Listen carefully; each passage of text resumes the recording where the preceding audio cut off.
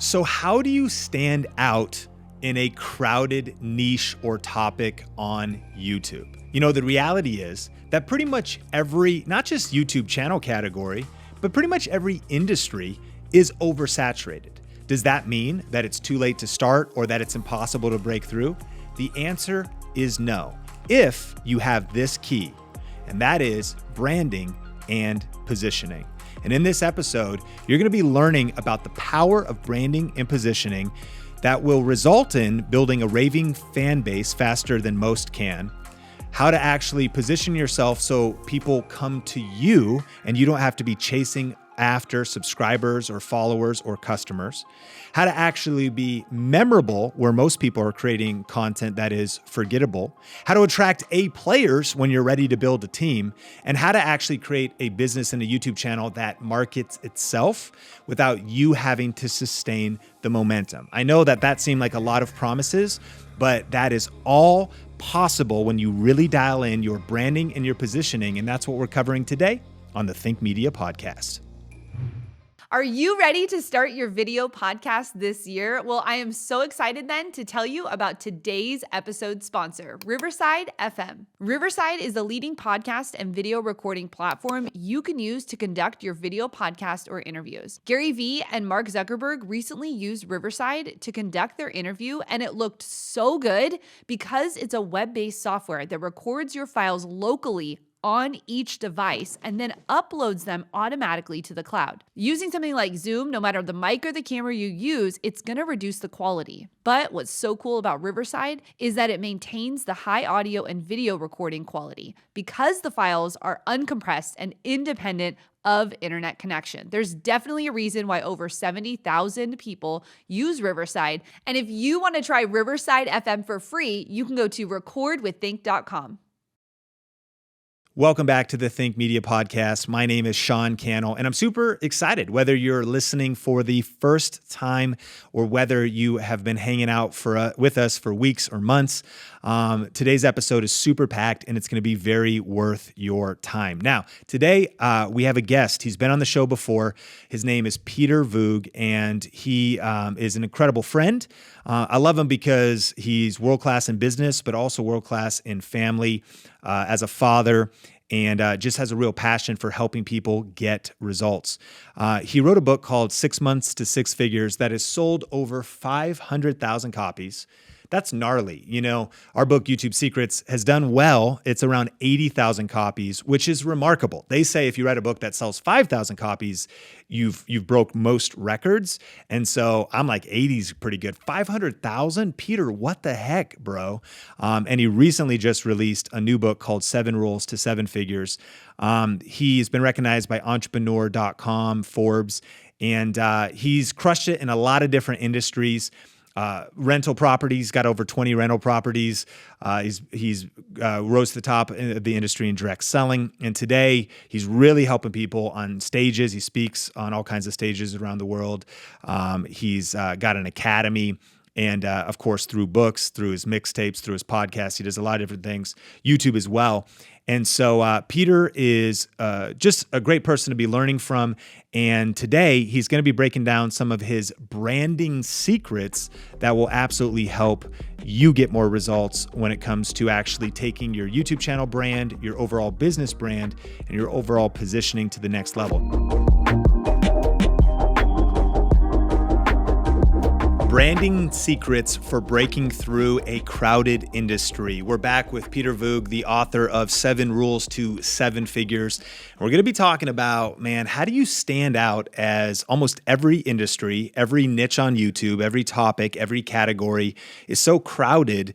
Is it possible to really get an edge? And some powerful tips on how you can personally stand out, some questions you should be asking, and why it's so important to build raving fans. But Peter, welcome back to the podcast. Thank you for having me, man. I'm excited to be here as always. Man, I'm so fired up to have you back on. And there's a huge question to start out because I think people throw out, you know, what's your brand? Or I need to brand my YouTube channel. I need to brand my business. I need to build a personal brand. And then there's this idea of positioning. What's really the difference between branding and positioning? Yeah, they're talked about simultaneously where they're kind of the same, but they're not. Branding, and we'll kind of dive in, but branding kind of tells the customer what you do, what to buy. right? And positioning tells the customer why you should buy and what's different about your business and makes them fall in love with the business and the mission and the movement, not just the product. So you need both to thrive. But I've done both wrong when I was first coming up in entrepreneurship.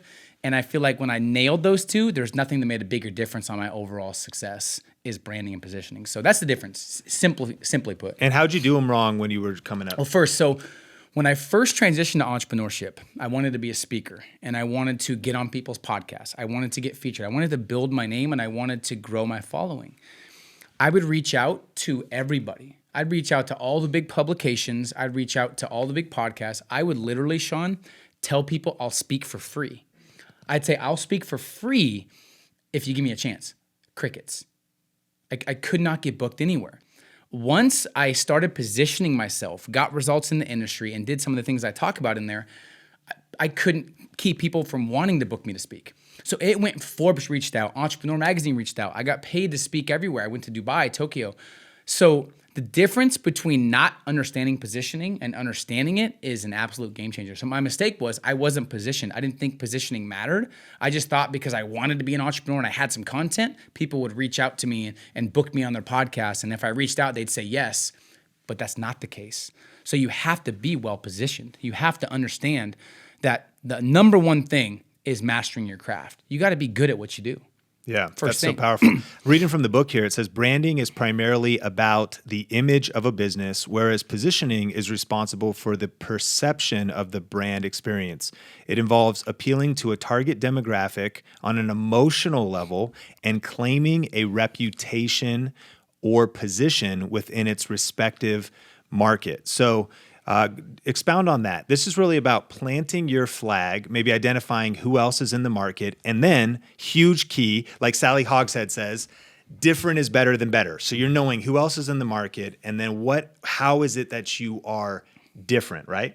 It's making your business about something, understanding at the deepest level who your target audience is, what your target audience thinks about when they're laying in bed at night, finishing the conversation in their head and positioning your business around that and being polarizing in a sense where it makes your target audience love you even more and pushes away people that are not for your brand. A lot of people don't know how to do that. It's like you have to be a little bit polarizing where you're so good at what you do and you know exactly who your client is, where the person that's not your client is going to not want to do business with you in a good way. Yeah. Oh, this is not for me. Perfect. Thank you. That's interesting. I think about it in maybe personal development, business. I think about, Grant Cardone. People really love him or hate him. Mm-hmm. I think about Dave Ramsey. Polarizing. People love him or hate him. His views on whether it's his values or even just his views on don't use credit cards. Yep. I think about a lot of the people that break through the noise. Gary Vaynerchuk, how he speaks turns a lot of people off. There's no one big that's not polarizing. There's no one big that pleases everybody. So if you're getting into branding and positioning, you're trying to please everybody, you'll please nobody. And especially you won't please yourself. And that was me at the beginning. I wanted to please everybody and I wanted everyone to promote me. So I'd reach out, but once again, no one responded. So once I position myself, so we could talk about a couple ways, but one, you have to have results and you have to understand the purpose of business. So one of the biggest breakthroughs, I was at a $10,000 event in 2011 or 12. And they spent 3 days talking about this one thing, and I'll save you the 10 grand. They talked about the purpose of business. And I took it a step further to realize kind of what that meant for me and for building my business. But the whole purpose of business, most don't understand, is to create raving fans. The more raving fans you have, the better positioned you are. The more you use the raving fans as leverage and as testimonials, the better positioned you are. So whoever has the most raving fans usually wins. And how you get raving fans is not creating followers or supporters. Because I know a lot of people on IG and YouTube that have millions of followers, but they literally aren't making any money and they're broke. So you have to understand how to turn the followers into supporters, into believers. Believers are people that know you're the real deal, love what you do.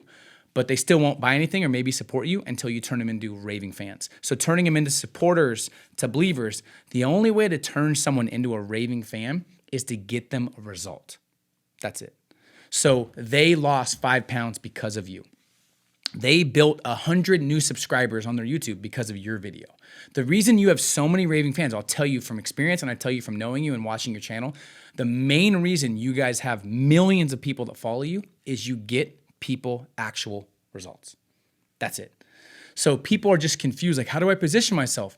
Well, you just got in the industry, you haven't mastered your craft, you have no raving fans, and you're already asking that. Go get some raving fans. That's where you start. Get really good at what you do, master your craft, and get people results. And then leverage those results as positioning. That way people come to you versus you chasing people. And there's many ways to do it, but that's kind of it explained. Yeah. That people can kind of conceptualize. Well, and of course, as we get more into branding and positioning, we could talk about websites and colors, and logos. But what you're saying, not even you as just important. cut to the heart. Yeah, it's not saying important. that you got to master your craft, be able to really move the needle for people and get them results. That's going to supersede whether you have a good website or anything Or you like use that. red or blue or orange. Sure. You know what I mean? That's the harder work. But if you're able to get people results, work on mastering your craft. Now, you told some stories here of how we can learn about branding and positioning from brands like McDonald's, Louis Vuitton, and Domino's. What's an example? You said you want to ask, what do you sell? Is this what the customers want? And what do you really sell? Which I thought was a really powerful question. What can we learn from McDonald's? So when you ask, what does McDonald's sell? I'd love to get some comments. What does McDonald's sell? And most people, they're like fast food. Yeah. They sell food. Hamburgers. And some people that think they're slick, they sell real estate because they buy the building, they say real estate. And although, yes, that's kind of accurate, they do sell food. But what they really sell is convenience, right? That's what they really sell. Strong. So here's an example. Super Size Me came out. It bashed McDonald's for how bad it was for you. Anyone know what happened the year after? Record sales. Crazy. So the documentary affected sales 0. Yeah. So people are like, how is that possible? Because people aren't going to McDonald's for the health. Yeah. Why would it affect sales? Yeah. They're not there for health. If you had a documentary about how it wasn't convenient and they turned that convenience into longer lines and took way more effort to get it, maybe they'd lose sales.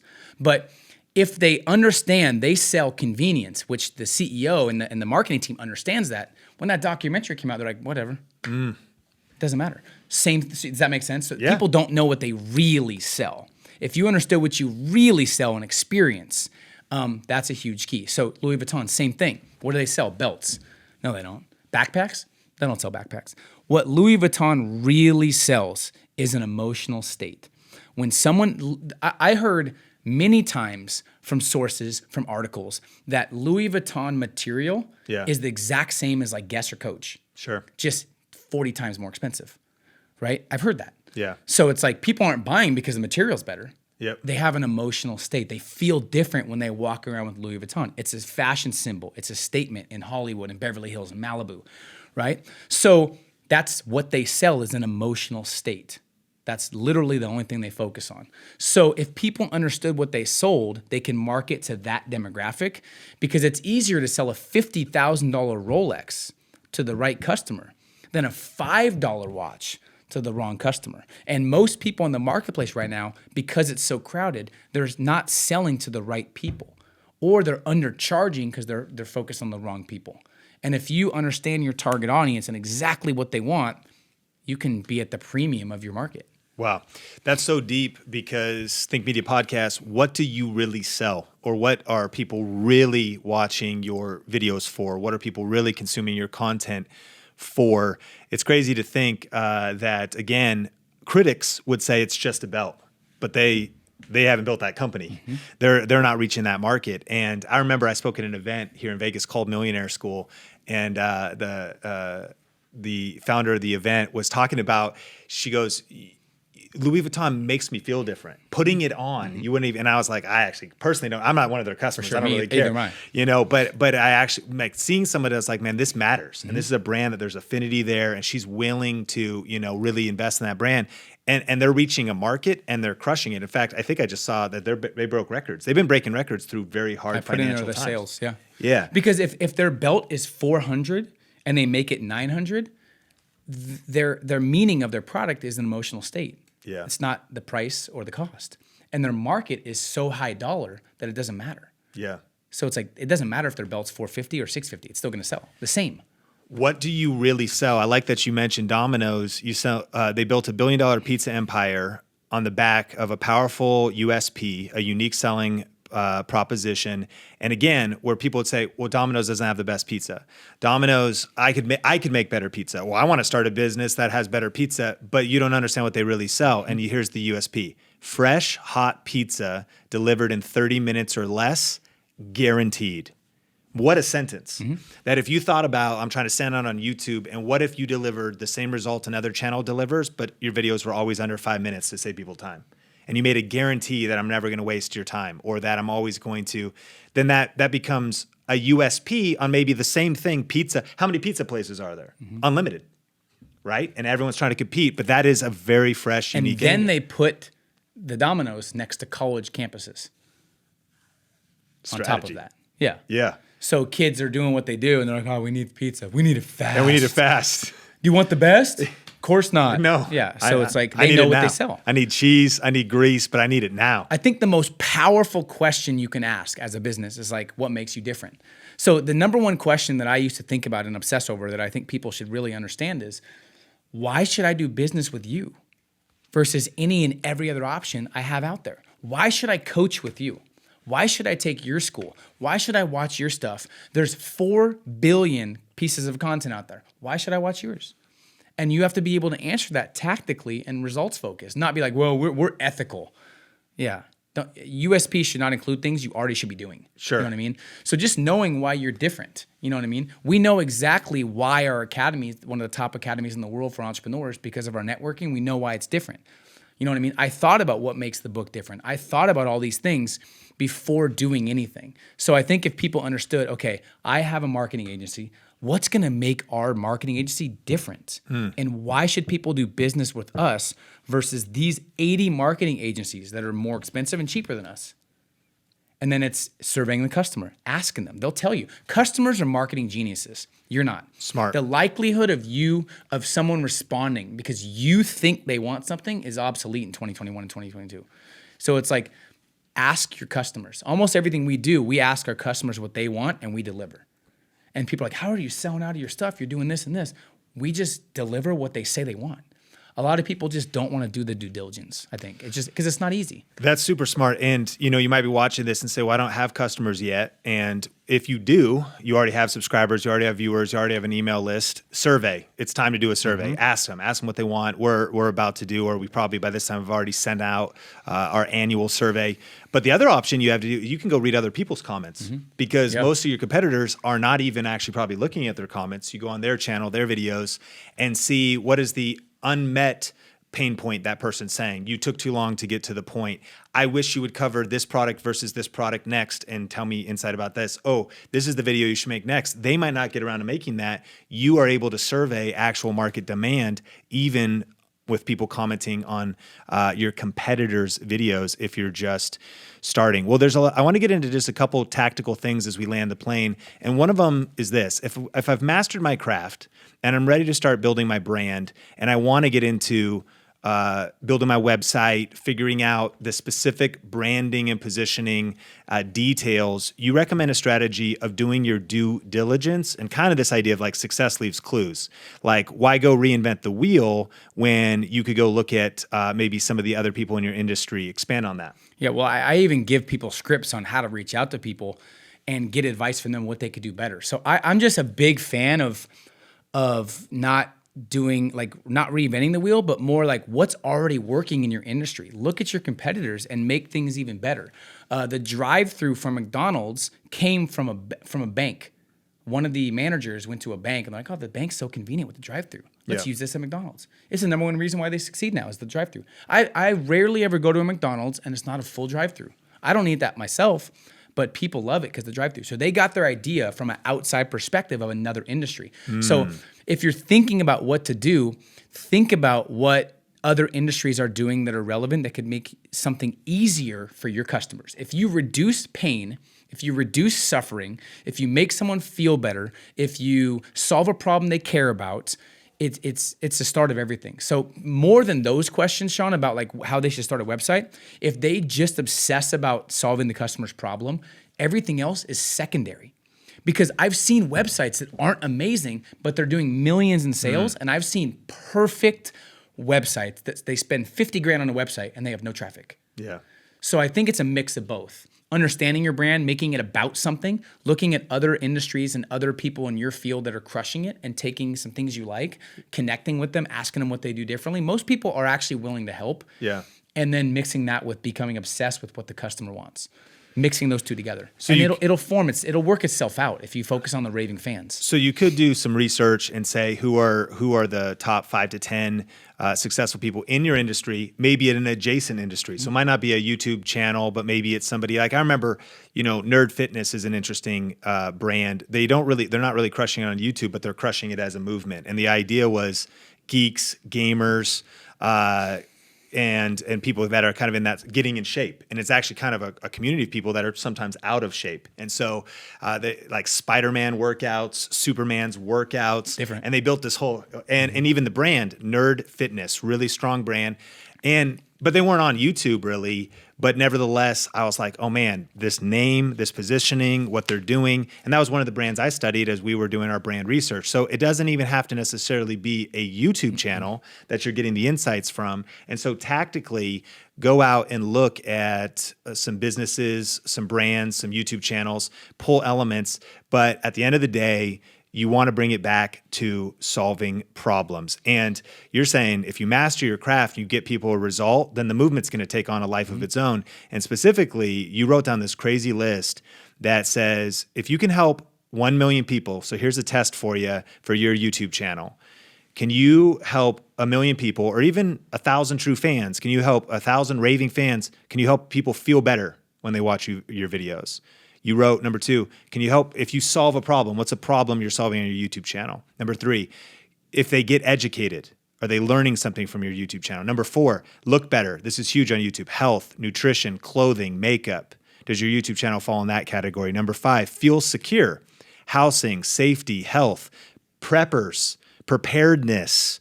Number 5, feel positive, love, happiness, laughter, self-confidence. Number 7, satisfy their appetites, food. Food's a massive niche on YouTube, cooking channels. Mukbang, you know what mukbang is, Peter? Dude, mukbang's this whole niche of people that watch other people eat food. And like massive amounts of food. It's kind of crazy too. Like it'll be like sometimes like a skinny female eats 40 Taco Bell meal. You got to look it up later. I could see dude. people wanting to be entertained by that. Yeah, no, I mean it's a whole thing, and they just funny. listen to them chew. It'd be like 45 minutes. They just watch them eat through this huge thing of spaghetti. Oh my! I'm not saying you should start that. I don't know if that's a good thing we should perpetuate, but that's a real deal. I'm not watching that. Satisfy their appetites. But number 8, make something easier. Can you take something complex, make it easier? Number 9, enhance their dreams and inspire hope. And you're guaranteed, man, if you can do one of those things, and if you could do it for 1,000 people, 10,000 people, then I guarantee you're going to be worth millions. I think it's inevitable 100%. that if you're solving real problems and it's not even solving problems. I want before I forget this thought, I think it could help people. It's solving problems, but then it's displaying the results to other people to inspire them. I remember talking to Tony Horton, the P90X founder, and they were struggling. They couldn't get off the ground. They had all these DVDs. They had all these products, all these services. No one was buying. So they were going to shut their doors. And maybe people can relate. I've been there where I create something. I create a summit or like an amazing program. And I'm like, I spend hours and months and so much time and love and support and passion on this. I launch it. No one buys. I'm like, what the heck? Right? That was before I understood business and understood marketing of the business is the key. So Tony told me, I was at his house in Santa Monica, amazing house. And by the way, it's now the #1 fitness selling DVD of all time. Wow. All time. No one's even close to their fitness DVDs. And everyone's now has heard of P90X. I go, what changed? What changed? And he said, one thing changed that made everything blow up. A picture before and after. They were the first ever fitness company to do before and after pics. He goes, we did one before and after pic. That's it. And it blew up. That's a result. That's a positioning tool. You see transformation. You see it. start. And people want it. Yeah. That's it. That's how they started everything. So if your business is crushing it, if we went to your channel, how many testimonials do we see of people talking about you? You could talk about yourself perfectly for 10 hours. Someone could talk about you for 5 minutes about you. Sure. That's more impactful. Someone else.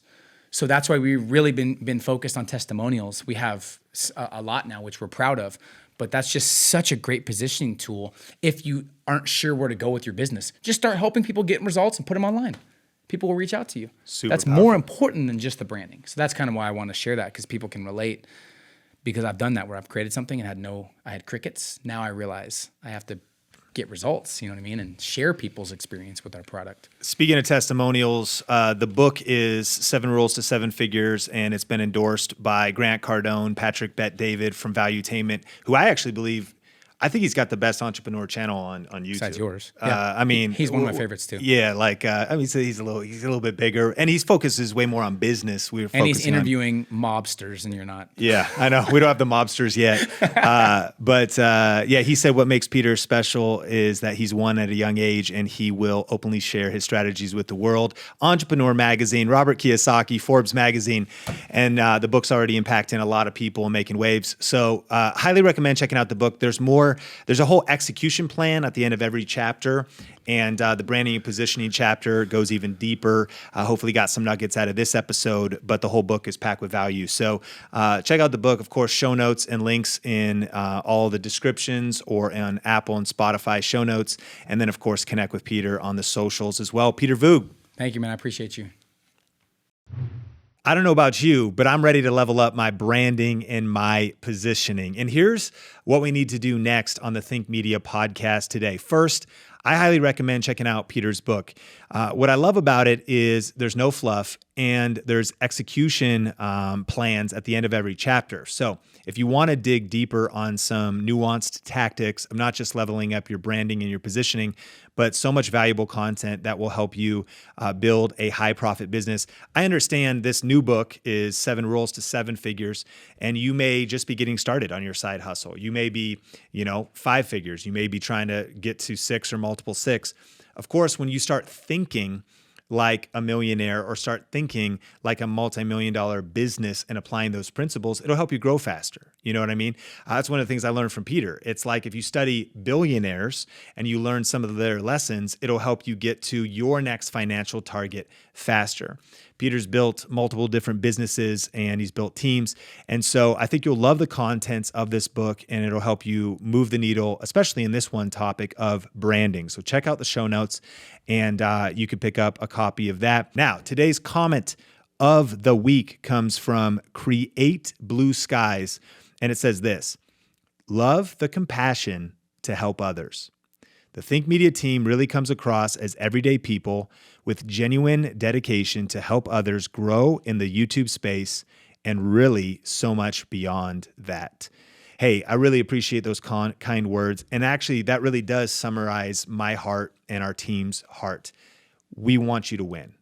Look, of course, on the other side of the camera or your headphones or speakers, you could say, what are they trying to do at Think Media? Well, of course, we're building a business. We have books. We have an online course. We have YouTube videos that we get ads for. Like, of course, we make money, right? Of course, we have things that can take you and help you at a deeper level. But our mission really is to help you win. And here's from my heart: if all you do is hang out with us on this podcast, that's free. That's what makes me happy is when you apply the information you're learning and you get results. I think that Peter's book's going to help you win. But if you don't want to buy the book, don't buy the book. Friend, take freaking action. Legitimately. Because here's my big agenda. If you want me to just put it out here, my agenda is to guilt you into doing business with us someday. That someday you would say, man, I did what Heather told me to do on the podcast. I applied some of the videos and tips from Omar on the Think Media channel. I've been applying the Think Media episode content, and my channel's growing and I'm making money. And now I feel guilty that I haven't done business with Sean and with Think Media. Listen, and even if you don't, that's still cool with me. You may or may not trust me on that, but literally, friend, that's our agenda. Listen, we're good. Like Think Media is because we've learned that the amount of income you make is correlated to the amount of value you give to the marketplace. I just feel blessed by how much we've given out. Our business is incredibly healthy. And so at whatever level you want to engage with us, I just want to encourage you. We want you to win. That's the mission of our company, to help 10,000 purpose-driven people to create a full-time living, doing what they love while making a difference in the world with online video. We want to help you win. And we have multiple different levels you can engage with us at a free level, at a book level, at our online course and academy level. Come to our event, Grow with Video Live 2022 in Las Vegas with Gary Vaynerchuk speaking and other people speaking. There's so many different things that you can do. But even if we just hang out and you only listen to this podcast, then that's great. And even if you never listen to this podcast again, but you apply what you learned today and you go put it into action, maybe someday, this is my goal, maybe someday you'll see me at the airport, at an event, and maybe we can shake hands. You just say, hey, listen, I got that one tactic and I applied it. I got that one tactic and I put it into action. That is my legit mission. And as we end every podcast, we are #action takers. It's time to take action. What do you need to do next? Not what did you learn, but what are you about to implement so that you can go grow your channel, so you can grow your business, so you can launch your next innovative campaign, so you can redo your brand, redo your positioning, whatever it is. Friend, I hope you're getting value, and I can't wait to see the actions you're taking to move the needle in your life and business. And until next time, I'll see you soon on the Think Media Podcast.